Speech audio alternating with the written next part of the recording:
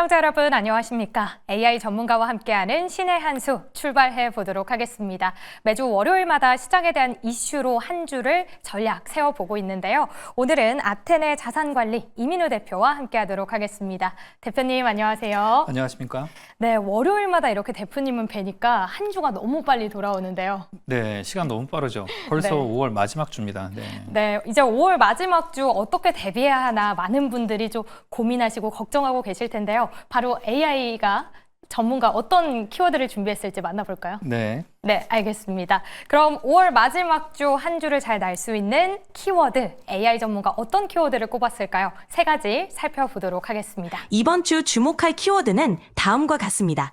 관세 이슈, EU 및 중국 관련, 비트코인 상승세, 주요 경제지표 발표 일정. 이렇게 세 가지예요. 그러면 각 키워드마다 이민우 대표님께 여쭤볼 만한 궁금한 점들을 정리해 볼게요. 첫 번째, 7월 9일까지 연장된 EU 관세 유예 이후 미국과 EU 간 협상이 어떻게 진행될 것으로 보는지, 그리고 이것이 글로벌 시장에 어떤 파급 효과를 미칠지 궁금합니다. 스마트폰에 대한 25% 관세 부과가 실제로 시행될 가능성과 이에 따른 글로벌 스마트폰 시장과 기업들의 대응 방안에 대해 궁금합니다. 두 번째, 암호화폐 감독 권한이 SEC에서 CFTC로 이관될 가능성에 대한 업계의 반응과 이로 인한 비트코인 및 암호화폐 시장의 장기적 전망이 궁금합니다. 마지막으로 이번 주에 있을 주요 경제지표 발표 일정들이 시장에 어떤 영향을 줄지 궁금합니다. 이혜린 아나운서님, 제가 궁금한 부분들과 시청자 그리고 우리 투자자분들이 궁금하실 부분들을 잘 정리해서 이민우 대표님과 좋은 방송 만들어주세요.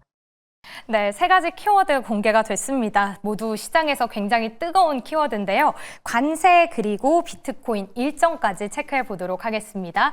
첫 번째 관세부터 만나보시죠. 중국에는 관세를 유예했는데 유럽연합에는 50% 관세 위협을 했습니다. 네. 사실 오늘 다행히도 이 유예가 돼서 시장이 활력을 되찾긴 했지만 미국과 유럽연합의 협상 어떻게 진행이 될까요?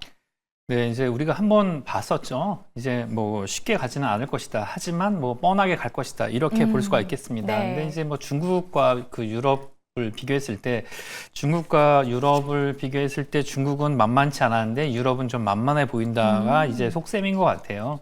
근데 결과적으로 중국에게는 사실상 백기투항했지만 판정패한 거나 마찬가지죠. 뭐 비교를 해보니까 중국한테 쉽지 않았다. 뭐 이렇게 해서 30% 정도로 펜타닐 관세까지 해서 일반 관세 10%로 그냥 마무리를 했는데 중국에 비해서 유럽은 예상보다 뭐 쉽게 말을 듣지 않아서 아무래도 여기까지 오지 않았나 싶습니다. 근데 중국과 그 EU는 큰 차이가 있어서 그 부분에서 뭐 아무래도 좀 다른 결과가 나오지 않을까 이렇게 좀 생각을 해볼 수가 있겠습니다. 네, 미국에게 누가 더 만만했나가 키워드이지 않을까 싶은데요. 그럼 정확하게 중국과 유럽연합 관세를 뒀을 때 어떤 차이들이 있을까요? 네, 일단 뭐 그런 말 있죠. 뭐 종로에서 뺨 맞고 이제 한강 가서 눈을 흘린다고 중국한테 이제 좀 당해서 유럽한테 그런 것 같습니다. 근데 일단 그 이유는 뭐 나토와는 좀 다르지만 미국한테 정치적인 동맹이기도 하고 뭐 그리고 안보를 위탁하고 있는 그런 상태이기도 합니다. 근데 중국은 아시다시피 그 공산당의 그 당중앙이라는 굉장히 강한 그 결집력이 있지만 EU는 27개국 나라가 이제 합쳐졌으니까. 그러니까 이제 중국은 콘크리트 같은 단결력이 있으면 뭐 EU는 어떻다고 볼 수 있을까요? EU는 뭐 모래? 아니면 자갈 정도로 생각할 수도 있으니까 이제 콘크리트하고 자갈을 비교를 하면 네. 사실상 이제 협상은 어느 쪽이 더 만만해 보일 수 있을까요? 50% 얘기했지만 50%까지는 되지는 않을 겁니다. 이제 한번 뭐 정답이 나왔으니까 그걸로 끝나지는 않을 것 같고 아무래도 10% 플러스 뭐가 좀 있을 거라고 좀 생각을 할 수가 있겠죠. 근데 네. 관세로 끝나지는 않을 것 같고 표를 제가 준비했는데 사실 뭐 이거 보면 중국과 이 EU가 그 미국에서 받아들이는 벌어들이는 이 어떤 그 무역의 상품 수지의 무역 수지에서 어떤 그 큰 수익은 비슷하다고 볼 수가 있겠습니다. 이게 2024년 거를 제가 조사했는데 EU가 2,356억 달러, 이제 중국은 2,954억 달러를 벌었는데 행정명령을 사인하면서 트럼프 대통령이 그런 얘기를 했었죠. 뭐 그 기자회견을 하면서 EU는 미국을 파괴하기 위해서 만들어진 조직이래요. 그런 얘기를 했었죠. EU는 미국을 파괴하기 위해서 만들어진 조직이니까 50% 관세가 당연하다 이렇게 얘기를 했는데 이 얘기는 10% 일반 관세를 부과하면서 미국한테서 많이 사가라. 그러니까 뭐 여기서 이제 이 그 무역수지 적자를 해소하기 위해서 뭐 뭔가를 이제 상당 부분 얘기를 할 텐데 이거는 관세 문제가 아니고 다른 부분에서 좀 협상이 좀 되지 않을까 싶은데 예전에 그런 게 있었어요. 이게 이제 캐나다하고 멕시코하고 미국하고 이 자유무역 협정 그을 맺으면서 그때 걸렸던 기간이 몇 년이었냐면 7년이었습니다. 정상적인 무역 협상 같은 경우는 시간이 그렇게 걸리는데 이게 한두 달 가지고는 이게 정상적인 무역 협상이나 관세 협정이 끝나지 않겠죠. 즉 이 얘기는 일반 관세 10% 더하기 뭐를 요구하는데 이 얘기는 미국한테서 많이 사가라. 그러니까 이제 무역 적자를 좀 줄여라. 이 얘기를 좀 하고 있는데 네. 다른 말로 하는 것 같습니다. 근데 우리는 이제 봤던 게 빨리 갈수록 좋은 것인가 뭐 이런 의심을 좀 할 수밖에 없겠죠. 예, 뭐 아시다시피 일본이 제일 먼저 가서 맞았는데 네. 예, 제일 힘이 쓸 때 맞아갖고 일본이 지금 좀 힘든 상태가 됐죠. 매를 먼저 맞는 게 결코 좋지 않더라. 이렇게 알 수가 있겠죠. 그래서 지금 그 EU한테 요구하는 건 그냥 관세 플러스 다른 조건이 있을 것이다. 이렇게 짐작해 볼 수 있겠습니다. 네, 그럼 결국에는 미국과 관세 협상에 있어서 선착순으로 갈수록 좋다. 이 부분은 잘못된 거겠죠? 예, 그렇죠. 어떻게 보면 우리나라가 이제 대통령이 없는 상황에서 네. 지금 무역 협상을 좀 미루고 있는 게 좀 전반적으로는 좀 운이 따른다 이렇게 예상해 볼 수도 있는 거죠. 네, 알겠습니다. 어떻게 또 무엇을 요구하게 될지는 아직까지 모르는 상황이기 때문에 불확실성도 충분히 존재한다라고 이야기를 해주고 계시네요.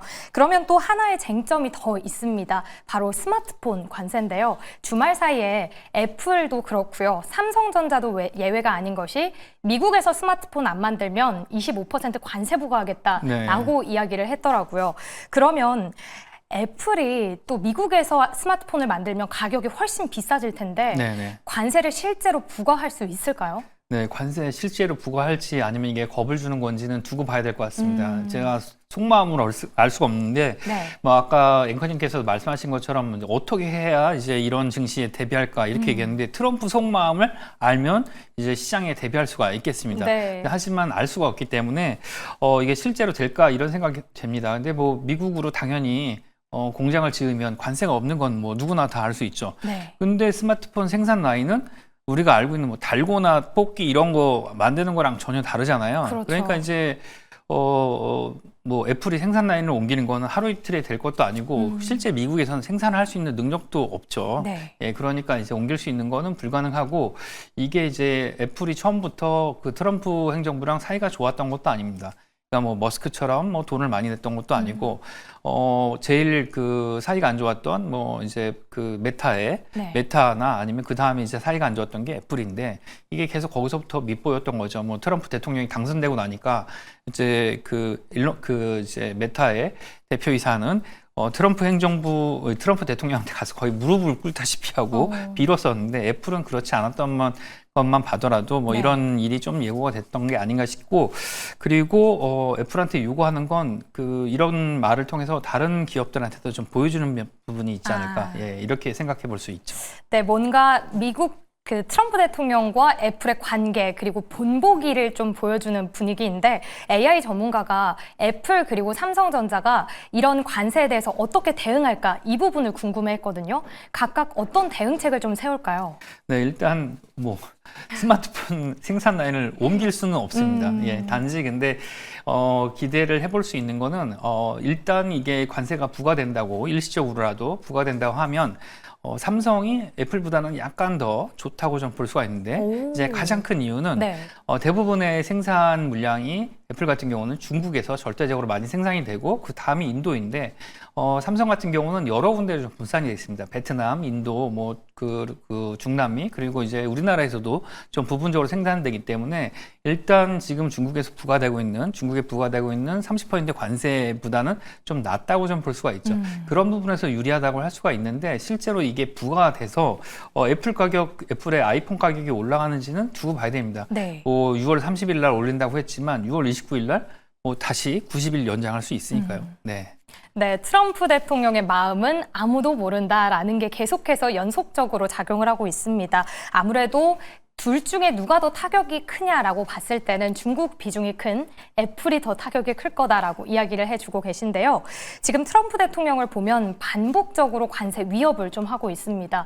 나쁘게 자업자득이지 않을까 싶은데 이런 행보가 앞으로 글로벌 시장에는 어떤 영향이 될까요? 일단 기본적으로 뭐 금리를 내리는 것들, 뭐 네. 패드 푸시라고 얘기하는 것들 있잖아요. 시장이 안 좋으면 금리를 내려줘서 시장을 좀 올려주고 떠받쳐줄 거라고 기대하는 부분은 좀 멀어지지 않을까 싶습니다. 이 관세 협박이 나올 때마다 관세 얘기가 나오면 시장에선 당연히 인플레이션 우려를 하고 인플레이션은 실제 조금씩 작용을 하게 됩니다. 그렇다 보니까 이게 그 인플레이션이 올라가게 되면 당연히 금리 인하는 멀어지게 되고 트럼프 대통령이 원하는 그런 그 통화 정책, 금리를 통해서 시장의 어떤 통화량이 많아지는 그런 것과는 좀 멀어지게 되는 효과가 있고 그렇다 보니까 인플레이션이 전반적으로 금리 인상과 함께 동반되지 않을까 이렇게 생각을 좀 해볼 수 있죠. 네, 결국에는 금리 인하만 멀어질 뿐이다. 좀 암울한 이야기를 해주고 계십니다. 이렇게 첫 번째 키워드였던 관세 만나봤고요. 다음으로는 비트코인 챙겨보도록 하겠습니다. 관세 전쟁 불확실성 어느 정도 줄어들면서 비트코인 가격 다시 강세를 보이고 있습니다.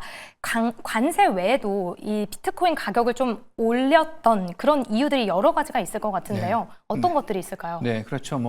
여러 가지가 있습니다. 이제 우리가 트럼프 대통령이 자주 쓰는 단어 있잖아요. 네. 그 혹시 뭔지 아실까요? 너무 많아서 무엇일까요? 빅 뷰티풀 이런 얘기 하시잖아요. 이 비트코인 보고도 빅 뷰티풀 이런 걸 했습니다. 뷰티풀 이제 비트코인 뷰티풀 하다 이런 얘기 했는데 네. 기본적으로 비트코인이 이제 상승세를 보이는 이제 요인들이 세 가지가 있는데 첫 번째는 이제 달러 약세입니다. 달러가 약해지면 반대 자산인 비트코인, 금, 그 유로와 이런 것들이 오르게 마련이죠. 근데 이제 이거 말고도 또 하나는 비트코인이 올라가는 것 중에 하나가 달러 자산이 해외로 빠져나갈 때 기본적으로 달러 자산을 팔고 나가는 거 말고도 비트코인을 통해서 나가기도 합니다. 대표적으로 우리가 많이 봤던 게 중국에서 공산당 정부가 당중앙이 부패 척결을 한다고 하면서 당간부나 아니면 사업가들을 이렇게 조사하고 할 때 비트코인을 통해서 해외 자산이 굉장히 많이 나갔는데 비슷하게 미국 정부에서 그런 똑같은 걸 하는 건 아니지만 비트코인을 통해서 해외로 자산이 반출되는 상황이 있으니까 수요가 당연히 많아지겠죠. 그러니까 아무래도 비트코인 가격이 올라가게 되고요. 또 하나는 비트코인의 규제 완화가 비트코인 가격을 상승하게 만들고 있습니다. 네. 비트코인 하면 지금까지 SEC 산하에서 컨트롤이 됐었는데 SEC는 사실상 이제 증권 시장의 도둑놈을 잡는 그런 역할을 했습니다. 기본적으로 SEC는 이제 대공황 이후에 증권 시장을 뒤흔들었던 여러 가지 작전이나 아니면 그런 세력들 그리고 증권 시장을 뒤흔들었던 가짜 공시나 그런 세력들을 이제 잡는데 굉장히 많이 맞춰줬다 그러면 이 SEC의 손에서 벗어난다 그러면 좀 자유롭게 거래가 될 수 있는 특징이 있는 거죠. 네. 예, 그렇다 보니까 아무래도 새로운 뉴스가 이제 나오다 보니까 그런 부분에서 비트코인 가격이 좀 올라간다 이렇게 볼 수가 있죠. 네, 지금 시장에서 가상화폐 규제를 어느 기관이 할 거나 이 부분을 두고 굉장히 이야기가 많은데 트럼프 행정부의 경우에는 상품선물거래위원회가 좀 주도를 하지 않을까 이야기가 나오고 있습니다. 두 기관의 차이는 뭘까요? 네, 두 기관의 차이를 제가 준비를 좀 했는데 표를 보시면서 좀 말씀 좀 드리겠습니다. 표를 한번 보시면 이 두 기관의 차이가 굉장히 크다는 걸 알 수 있는데 물론 이 두 기관은 연방 정부의 어떤 산하기관이긴 한데 이제 법적 근거가 좀 다른데 이제 SEC 같은 경우는 연방 증권법을 따르고 상품선물거래위원회 같은 경우는 상품거래법을 따릅니다. 이 기관의 출발점이 다른데 이제 미국이 대공황 이후에 작정하고 만든 게 SEC고 이 상품선물거래위원회는 처음 시작이 원래 곡물시장위원회였어요. 곡물시장의 곡물거래, 상품거래를 활성화하기 위해서 만든 거기 때문에 거래를 많이 해라 이런 취지가 좀 있습니다. 그렇다 보니까 아무래도 좀 느슨하고 그럴 수밖에 없는 거죠. 그리고 이 감독 대상도 증권, 주식 채권 그리고 증권형, 지분형 지분증권 같은 거를 감독하는 이 SEC에 비해서 그러니까 상품이라고 한다면 이제 거래 당사자만 이제 합의가 되면 뭐든지 상품을 이제 만들 수가 있기 때문에 아무래도 매수자 매도인만 이제 뜻이 맞으면 얼마든지 만들 수 있는 상품 거래소에 비해서는 훨씬 더 감독 규제가 좀 낮게 되죠. 거래 목표도 투자자 보호에 있는 것보다는 이제 많이 거래를 해라 이런 차원에서 큰 차이가 있고 규제 강도도 엄격하죠. 뭐 SEC에서 걸리면 깜빵 그냥 그게 기본인데 네. 그 상품선물거래위원회는 시장이 좀 활성화되는 걸 굉장히 추구하다 보니까 아무래도 규제는 굉장히 유연하다 이렇게 볼 수가 있겠습니다. 그러니까 이제 SEC에서는 그 비트코인을 증권으로 넣어야 된다 그러고 상품선물거래위에서는 이건 그냥 상품이다. 원하는 사람들끼리 거래해라 이렇게 보는 거죠. 네, 알겠습니다. 감독 권한이 넘어갈 가능성 계속해서 좀 커지고 있는 가운데 넘어가는 게 우리 투자자한테도 긍정적이다라고 또 포인트 짚어주고 계십니다. 마지막으로는 일정인데요. 이번 주 여러 가지 일정이 있는데 눈여겨보고 계시는 일정이 있을까요? 네, 이번 주에 뭐 여러 가지 일정이 있습니다. 이제 컨퍼런스 보드에서 얘기하는 그 소비자 심리 지수 발표가 있고, 그리고 또 이게 이제 표를 보시면 심리 지수라는 건 계속 등락을 좀 거듭하는 편이 좀 있는데 네. 원래 심리 지수가 일정한 패턴을 가지지는 않습니다. 근데 최근에 나타나는 그 형태가 이제 대통령 그 취임 이후에 지속적으로 하락하는 모습을 좀 보이고 있습니다. 이게 이제 시장이 위축된다는 그런 그 모습을 좀 보이고 있는 거죠. 아무래도 이게 더 가팔라지는 거는 그 관세 발표 이후에 더 그런 모습을 좀 보이고 있고요.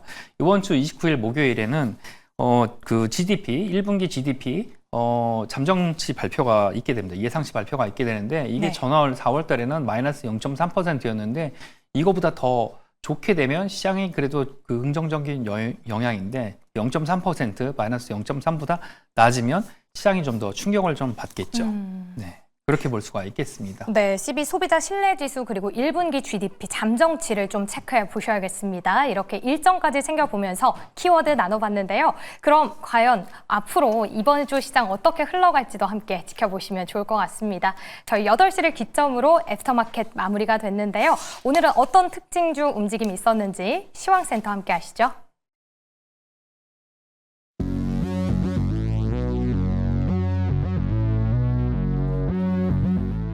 대체거래소 시황센터입니다. 애프터마켓에서 특징적인 움직임 보이는 종목들 10가지로 정리해봤는데요. 마감 상황 체크해보도록 하겠습니다.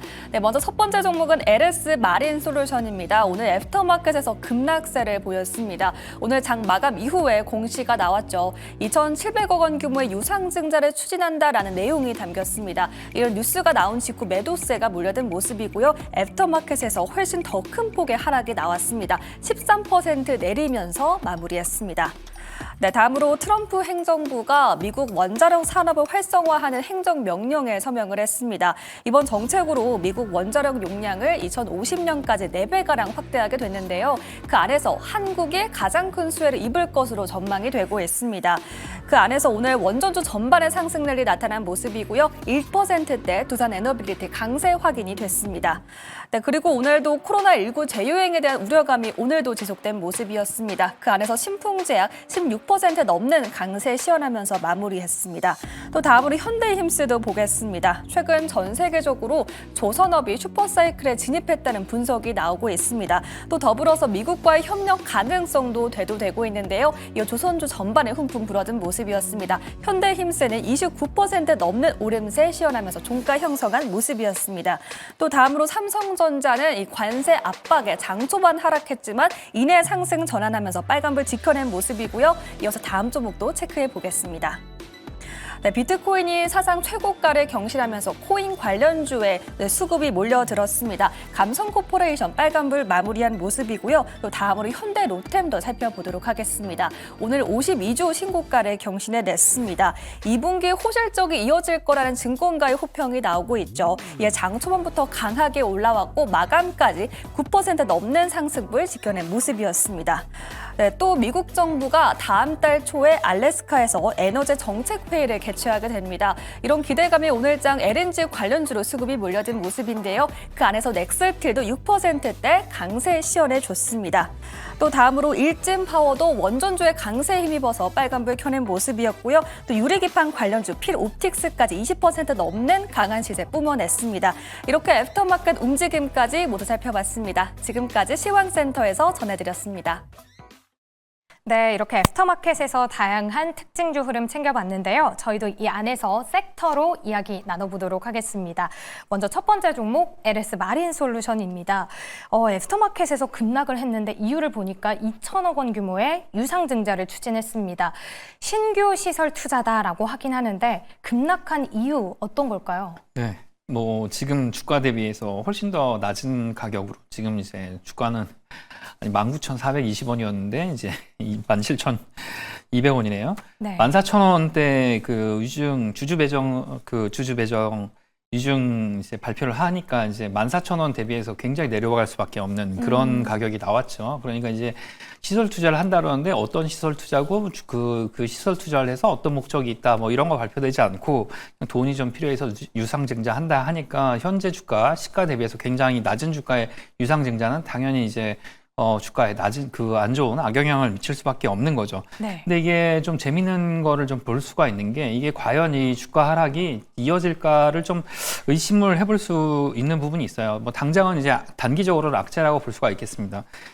지금 주가가 이제 장후에서도 17,000원까지 내려오는 게 14,000원짜리가 2,700억이 넘는 그런 이제 유상증자가 나온다 그러면 사실상 주가를 내리는 그런 압력으로밖에 작용할 수가 없는데 이유가 뭐 시설 투자를 해서 어떤 효과가 있는지는 모르겠어요. 근데 이제 주주 배정 유상증자라는 게 주주가 굉장히 다양하게 있을 때는 상관이 없겠는데 이게 대주주가 LS전선이 거의 70%의 물량을 들고 있습니다.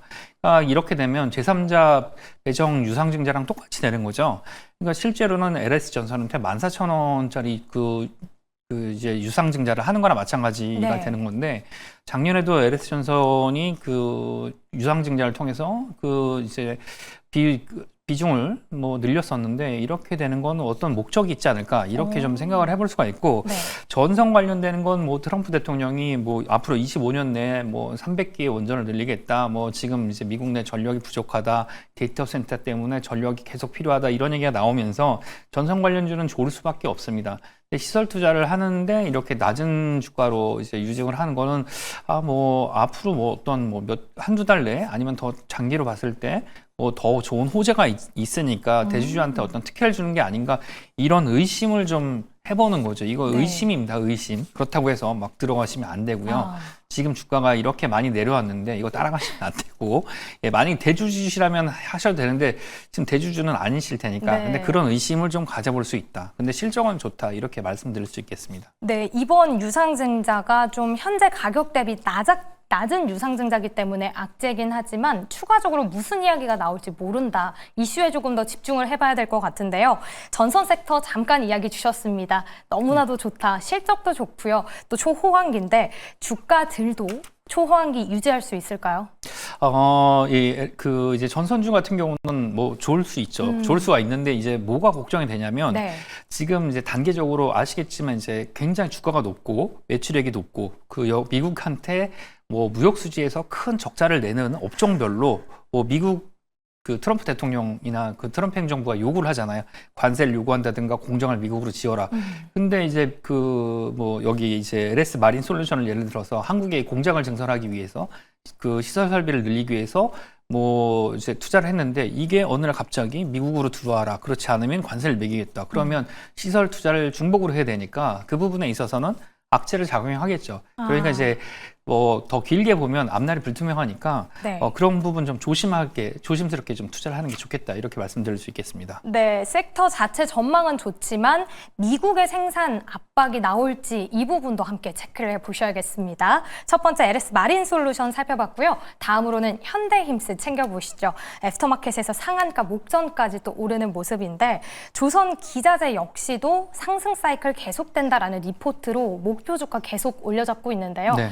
대표님이 보시기에도 상승 사이클 쭉 이어질까요? 네, 무섭긴 한데 네. 이런 막 상한가를 올라가는 종목들에 대해서 상한가가 계속 간다 이렇게 말씀드릴 수는 없겠지만 저는 직접 이제 고객 자산을 운영하는 측면에서 제가 이제 현대힘스 같은 대기업은 아니고 뭐 이제 비상장 회사죠. 똑같은 업종입니다. 이제 배에 들어가는 배관을 납품하는 그런 회사가 이제 고객사가 있는데 네. 그 회사가 이제 대우조선 해양 때부터 지금 이제 하나오션에 납품을 하고 있는 이제 배에 들어가는 배관을 납품하는데 그런 회사의 특징이 이제 그 조선주 그리고 조선의 실적이 올라가면 그 수주 실적이 올라가면 똑같이 기업 실적이 좋아지는 그런 특성을 가지고 있습니다. 그리고 특히 현대 그 요즘에 들어서는 배는 이제 자동화가 되고 사람이 줄어들면서 더 많은 배관을 쓰게 되는 특성이 있습니다. 그렇다 보니까 이제 현대임새 같은 경우는 더 실적이 좋아질 수밖에 없다 이렇게 좀 기대를 할 수가 있고요. 또 이제 다른 앞에서 말씀드렸던 전선주와 다르게 네. 조선업종 같은 경우는 미국으로 들어갈 수가 없습니다. 이게 순수하게 내수에 관계된 그 업종이기 때문에 네. 이건 더 긍정적이라고 좀 볼 수가 있겠죠. 네, 그게 가장 큰 포인트네요. 네. 전선은 미국으로 들어와라라는 압박을 좀 조심해야 되지만 조선은 미국의 압박 자체가 아니라 네. 오히려 긍정적으로 도와달라라는 SOS를 받고 있는 상황. 앞으로도 상승세 이어질 거다라고 이야기 주고 계시네요. 그럼 마지막으로 넥스틸 함께 살펴보시죠. 알래스카 LNG 프로젝트 기대감이 됩니다. 네. 우리 정부 앞으로 어떻게 대응을 할까요? 네, 일단 새 정부가 들어와야 되겠지만 전반적으로 봤을 때는 관광 전체가 다 성적이 좋고 실적도 좀 긍정적으로 예상이 됩니다. 근데 새 정부가 들어와서야 좀 이건 좀 구체화되지 않을까 네. 이렇게 생각해 볼 수 있겠습니다. 네, 일단은 현재 대선이 있기 때문에 지켜봐야 하지만 긍정적으로 흘러갈 거다라는 포인트까지 짚어주시면서 세 가지 특징주 살펴봤습니다. 이렇게 오늘 키워드들로 앞으로 시장 전략 함께 짜보시면 좋을 것 같고요. 오늘 저희가 준비한 소식은 여기까지였습니다. 내일도 같은 시간에 다시 찾아뵐게요. 함께 해주신 여러분 고맙습니다.